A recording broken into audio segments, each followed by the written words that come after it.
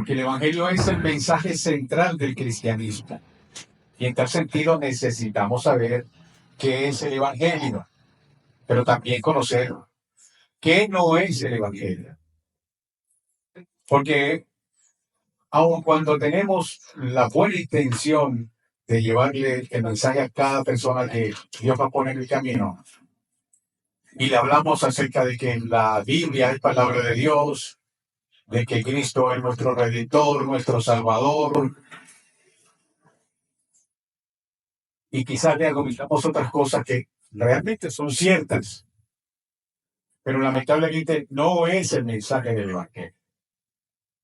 En tal sentido, les exhorto, presten atención, trajeron lápiz y papel, anoten, prepárense a anotar. Es vital, hermano, que todos tengamos conocimiento del concepto de el Evangelio y el mensaje del Evangelio, que son dos cosas diferentes. Pablo en Gálatas capítulo 1, versículos 8 y 9, dice, si alguno predica otro evangelio, sea anatema. Gálatas 1, 8, 9. Si alguno predica otro evangelio, sea anatema. Es decir, sea maldito. Es la traducción de esa palabra. Así que el evangelio no promete fama.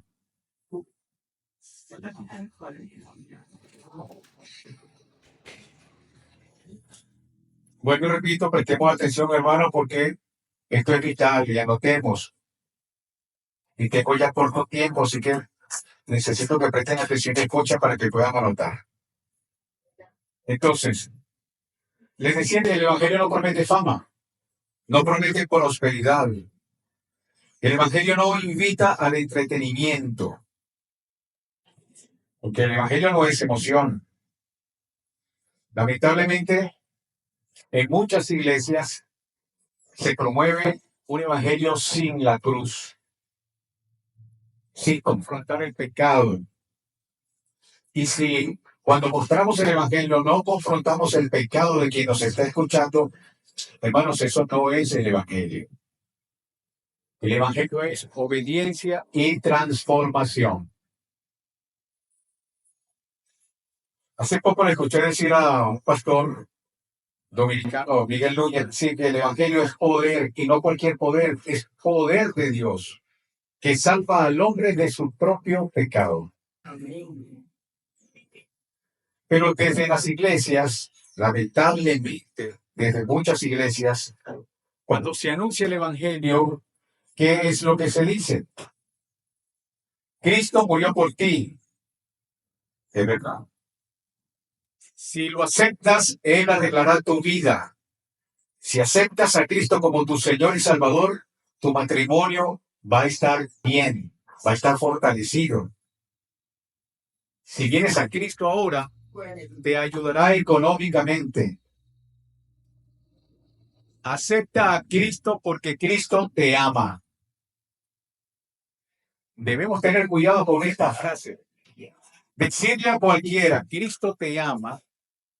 Hermano, no tenemos la seguridad si realmente Cristo ama a esa persona. No sabemos, porque Él no ha dado muestra de arrepentimiento, no ha dado muestra de un nuevo fruto, de un nuevo nacimiento. No ha dado muestra de que ha creído. Entonces, muy deportivamente decirle a otro, Cristo te ama. Estamos cometiendo una falta. Porque si argumentamos todas estas cosas, que Cristo, ven a Cristo, acéptalo como tu Señor y Salvador, se van a arreglar tus problemas, mira, esta semana va a haber una prosperidad y va a haber algo maravilloso en tu vida. Ofrecer un evangelio de esa manera es deshonrar al mismo Dios. Es un evangelio barato. Por ende, mis hermanos, a cualquier cosa no le podemos decir el evangelio, porque el evangelio es el evangelio. El evangelio tiene que mostrar, debe mostrar 4 cosas importantes, 4 estructuras, 4 puntos. Debe mostrar a Dios, debe mostrar el pecado, debe mostrar a Cristo y debe mostrar salvación. Entonces, en medio de los argumentos que utilizamos para decirle a las personas todas estas cosas, está de manera desordenada. Le hablamos también de la salvación, pero esa persona que está escuchándonos se preguntará, ¿y de qué salvación está hablando él? No va a poder entender eso. Es como cuando le dices, la Biblia es palabra de Dios a una persona que no es creyente. Evidentemente va a argumentar que eso no es palabra de Dios, por el simple hecho de que esa persona no conoce a Dios. Y es una muestra de que algunos cristianos tienen poca estima de la crucifixión, de la muerte y resurrección de Cristo. Yo creo que me va a tener que prestar la balita, por favor, para no distraer. Así que el Evangelio no es que Dios tiene un plan maravilloso para tu vida. A través del Evangelio se van a resolver sus problemas.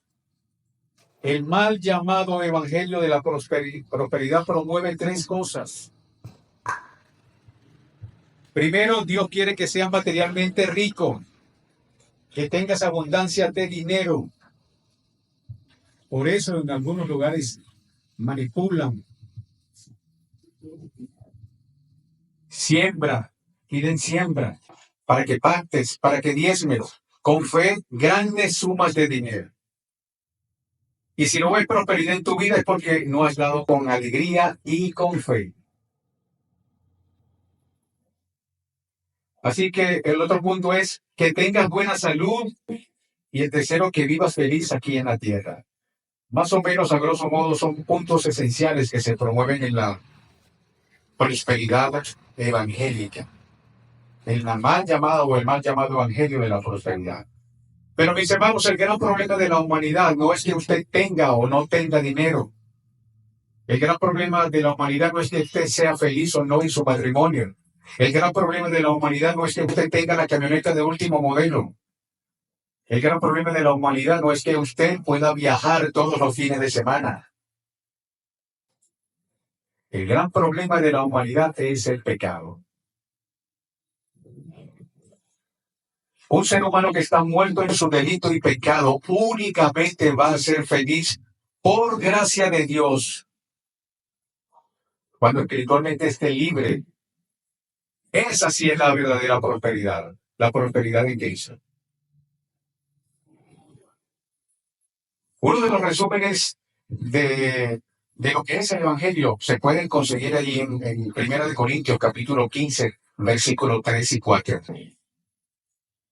1 Corintios 15, 3 y 4. Porque primeramente os transmití a vosotros lo que yo mismo recibí, que Cristo murió por nuestros pecados, conforme a las Escrituras, y que fue sepultado y que resucitó al tercer día, conforme a las Escrituras. Estos versículos son clave en esta enseñanza que ofrece Pablo acerca de la resurrección de Cristo y la esperanza que se ofrece para todos los que crean. La muerte de Cristo, su sepultura y su resurrección son los puntos centrales de la fe cristiana y la garantía de nuestra salvación. Permítame hacerles una breve historia de dónde viene la palabra evangelio. Esta es una palabra griega compuesta que significa una buena noticia. Y en el mundo greco-romano era asociada con, no necesariamente con el contenido religioso, sino más bien con el anuncio de un hecho trascendental. Uno de esos hechos que cambia la vida de las personas. Por ejemplo, cuando se libró la batalla, cuando los griegos derrotaron a los persas en la batalla de Maratón, el general Milcíades decidió reclutar al más veloz de su regimiento, al corredor Filípides, quien corrió hasta Atenas los 42 kilómetros que separaban a la ciudad del Maratón de Atenas, para anunciar el Evangelio. Es decir, para dar la buena noticia de que los griegos habían derrotado a los persas. Ahora imagínense ustedes ese hombre corriendo a toda velocidad, la algarabía, la emoción que él llevaba por dar la buena noticia.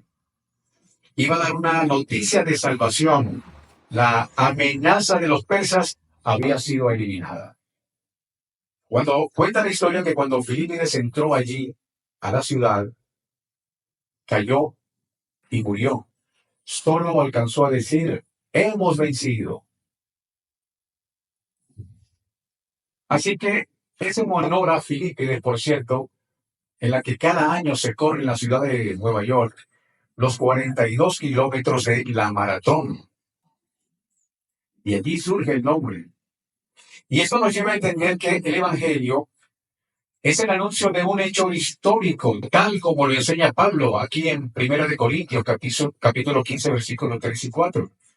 Que Cristo murió por nuestros pecados, conforme a las Escrituras, que fue sepultado y que resucitó el tercer día, conforme a las Escrituras. Pablo anuncia aquí un hecho histórico relacionado con la obra de nuestro Señor Jesucristo. Algo que ya sucedió a favor nuestro hace 2000 años y que nada tiene que ver con ese esfuerzo y que ganarnos el favor de Dios. Los que recibieron la buena noticia de la victoria sobre los persas no hicieron absolutamente nada. Fueron los soldados quienes llevaron a cabo esa pelea y ganaron la batalla.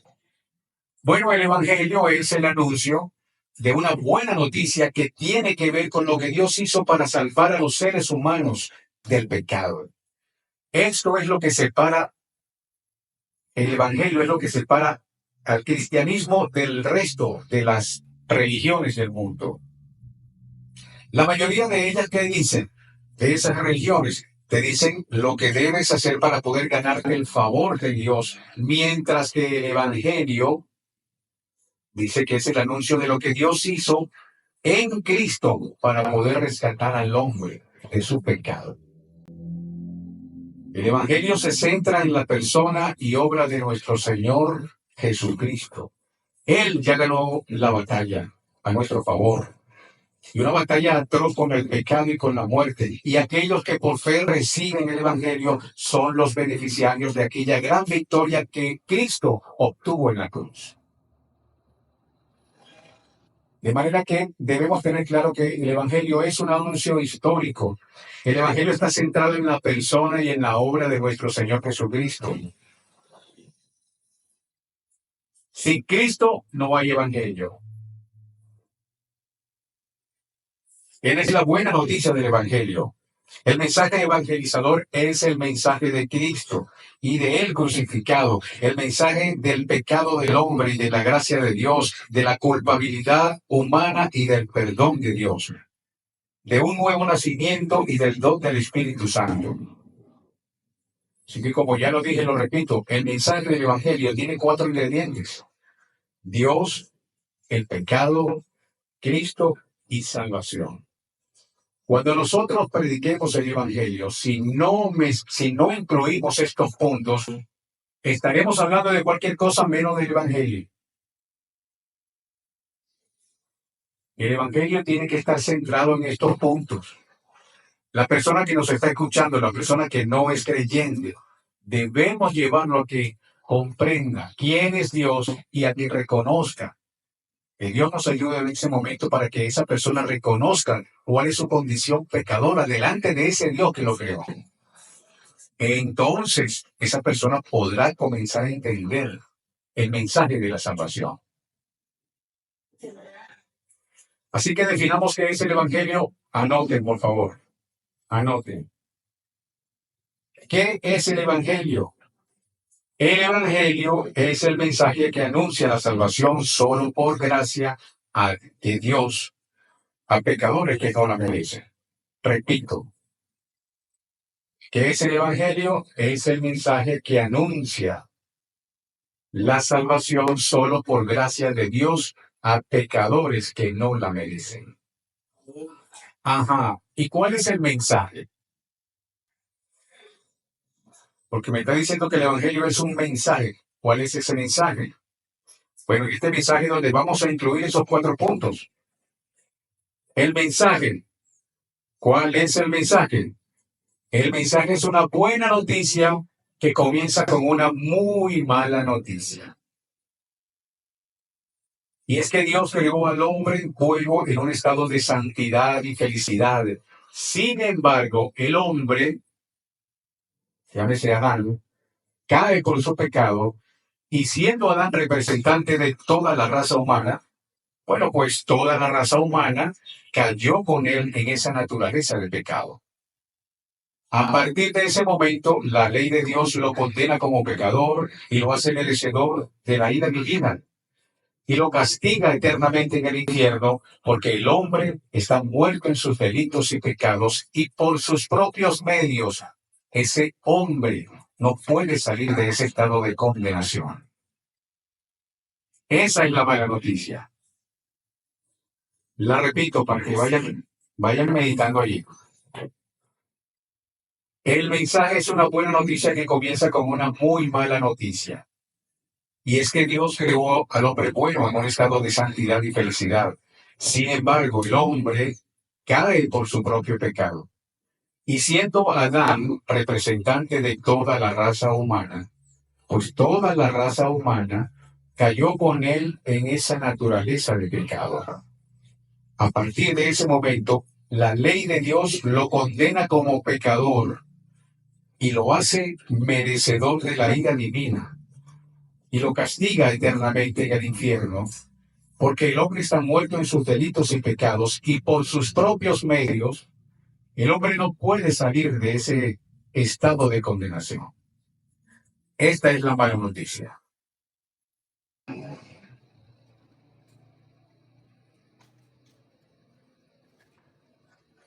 Van reflexionando, van notando. Yo puedo repetir otra vez, porque este tema está cortito. Lo vamos a complementar con una dinámica, se las adelanto que vamos a hacer. Entonces, ¿cuál es la buena noticia? Ya vimos cuál es la mala. El hombre cayó en pecado, desobedeció a Dios, y la única manera para que él salga de esa condición condenatoria por medio de la ley de Dios es que ese hombre necesita a alguien que lo saque de allí. Así como a cada uno de nosotros, Dios en su tiempo nos sacó de donde estábamos y nos trajo ahora a la luz, a un camino de salvación, pero andábamos también en nuestros delitos y pecados. ¿Cuál es la buena noticia? La buena noticia es que Dios, por el puro afecto de su voluntad,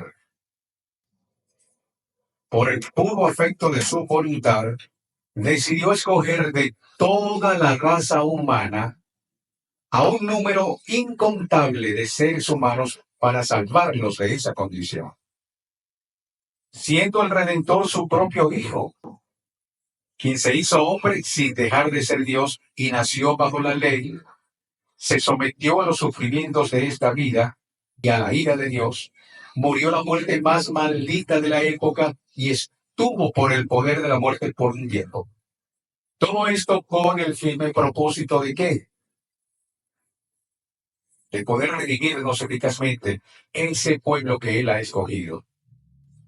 Ahora el Espíritu Santo en su tiempo llama a estos hombres y les concede el don de fe y arrepentimiento, y ellos acuden libremente a Dios y aceptan a Cristo como su Redentor, su Señor y Salvador. De allí en adelante comienza una nueva vida que se manifiesta en un conocimiento mayor del Señor, una vida santa, y son perseverados hasta la venida del Señor. Hermano, pero usted dictó muy rápido, o va muy rápido, o eso es muy largo. Cuando usted domine esto, se le va a hacer fácil, y esto en 2 minutos se le dice a una persona. Hay muchas palabras aquí escritas, pero en 2 o 3 minutos máximo usted le dice esta buena noticia, este mensaje de salvación.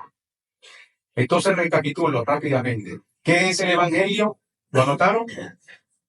¿Me lo pueden decir qué es el Evangelio?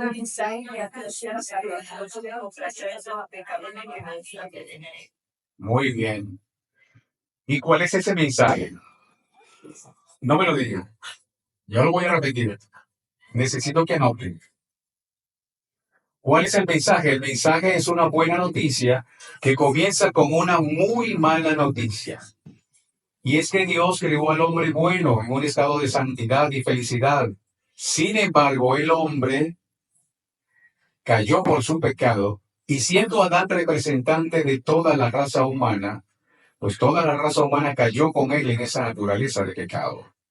A partir de ese momento la ley de Dios lo condena como pecador y lo hace merecedor de la ira divina y lo castiga eternamente en el infierno porque el hombre está muerto en sus delitos y pecados. Y por sus propios medios, el hombre no puede salir de ese estado de condenación. ¿Esa es la buena noticia? ¿No? ¿Cuál es esa? Esta es la mala noticia. Muy bien. ¿Cuál es la buena noticia? Que Dios, por el puro afecto de su voluntad, decidió escoger de toda la raza humana a un número incontable de seres humanos para salvarlos de esa condición, siendo el Redentor su propio Hijo, quien hizo o se hizo hombre sin dejar de ser Dios, quien murió la muerte más maldita de la época, que se sometió al sufrimiento de esta vida y a la ira de Dios, y estuvo por el poder de la muerte por un tiempo. Y todo esto con el propósito de poder redimirnos o salvarnos eficazmente a ese pueblo que Él ha escogido, que ahora, por medio del Espíritu Santo, en su tiempo, llama a estos hombres y le concede el don de fe y arrepentimiento, y ellos acuden libremente a Dios y aceptan a Cristo como su Redentor, como su Señor y como su Salvador. Y allí en adelante comienza una nueva vida que se manifiesta en el conocimiento mayor del Señor, una vida santa, y son perseverados hasta la venida del Señor. Fíjense que dije por aquí que estas personas cuando tienen fe y se arrepienten, acuden libremente a Dios y aceptan a Cristo como su Redentor. Cuando se arrepienten, cuando creen.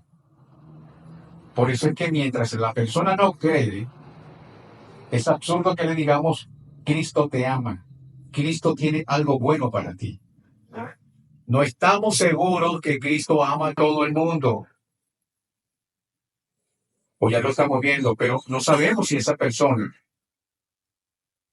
es elegido de Cristo. En tal sentido debemos mostrar el Evangelio, pero no sabemos si Cristo lo ama. Y aquí pudiéramos volver a ir a un ejemplo, aquel ejemplo de que Dios aborrece el pecado, pero ama al pecador. No, aborrece a uno y al otro. El otro, si no se arrepiente, mientras no se arrepiente, Cristo no lo va a amar. Entonces debemos tener cuidado con ello. Bien, culmino esta breve enseñanza con un versículo de Pablo que escribió en Efesios capítulo 2, versículo 10. Porque somos hechura suya, creados en Cristo Jesús para buenas obras, las cuales Dios preparó de antemano para que anduviésemos en ellas. Entonces vuelvo a repetir, ¿se comprendió qué es el Evangelio? ¿Sí o no? ¿Cuál es el mensaje? ¿Se comprendió? Tiene dos partes ese mensaje, ¿cierto? Una mala y una buena.